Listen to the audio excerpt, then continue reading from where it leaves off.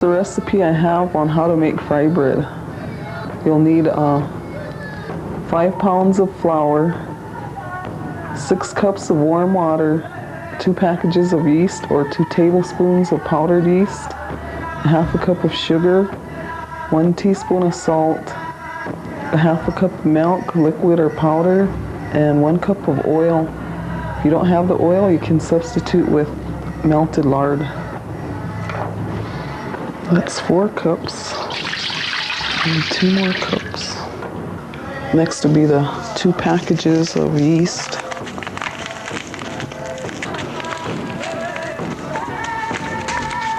Stir your yeast and water together until your yeast dissolves.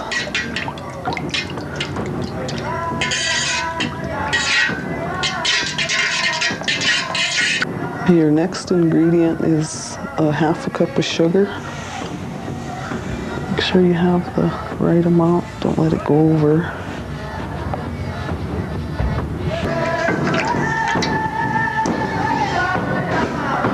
I'll put in the teaspoon of salt.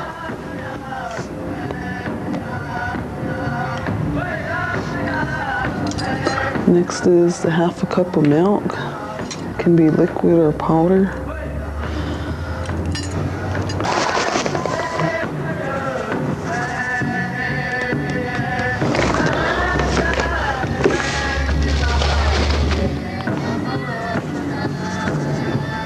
Then next is your oil.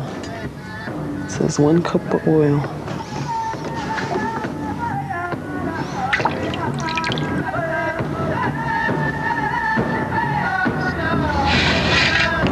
And just stir this all together until all the dry ingredients dissolve. And next is your flour. Add 2 to 3 cups of flour at a time.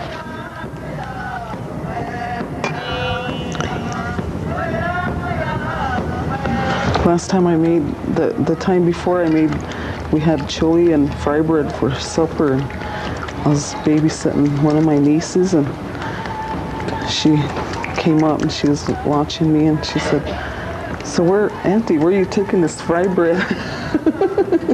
She thought we were going to like a feed or something and we were going to take fry bread. But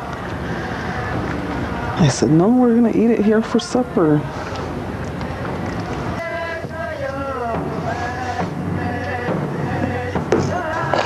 We'll have to keep doing this till it stays together.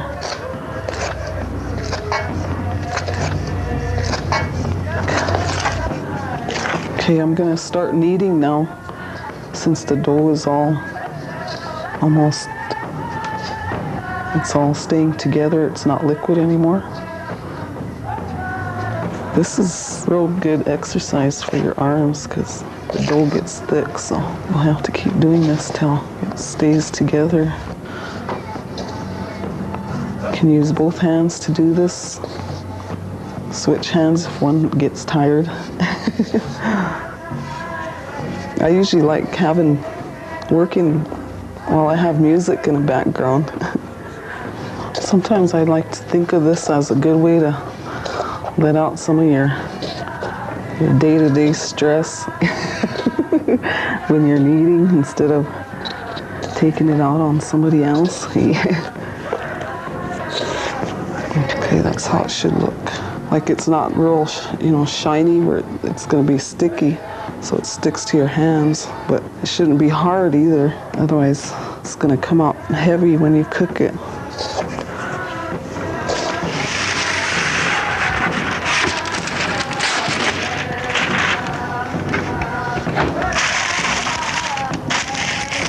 Kind of tuck it in around it. Okay, now we'll let it sit for ½ an hour for the dough to rise. You'll need to cover it with a towel so it can keep warm. You can use this ½ an hour while the dough is rising to get your shortening ready for the cooking. You can set your temperature on your cooker, your fryer to 365. Okay, we'll need just about 48 ounces of cooking oil to deep fry your fry bread. So this is the reason why we use this wax to cover the dough so it doesn't stick to your towel. The dough that's been rising should be all done. You'll need to oil your hands so when you're kneading the dough, the dough doesn't get all stuck all over your fingers and your hands.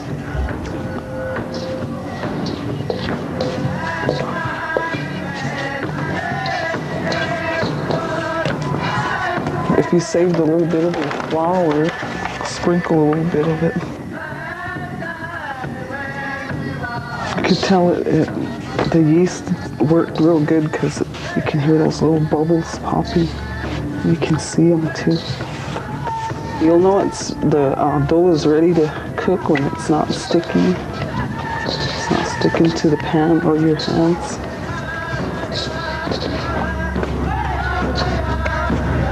Okay, now we're ready to test the oil. Take a little piece off of your dough and you can make a ball. Drop it into your oil to check to see if the oil is ready. And the dough I put in there came up to the surface real quick, so that shows that it's ready.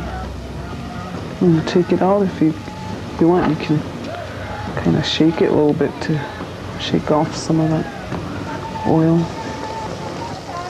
This is how you make your Indian taco breads too, only bigger, about plate size. You don't want to make it too thick so the inside doesn't come out uncooked. You can put in a crease or a little hole in the middle of it. This is to keep it from bubbling up real huge, because it'll just get an air bubble on the inside. That keeps it from bubbling up. It'll turn flat. It takes about a minute to brown on each side. So just cook them until they're evenly browned on both ends.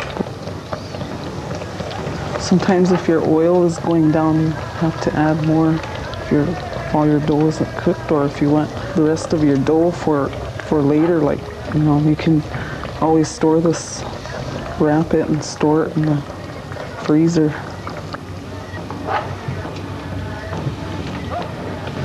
And this is how it should look when it's all cooked.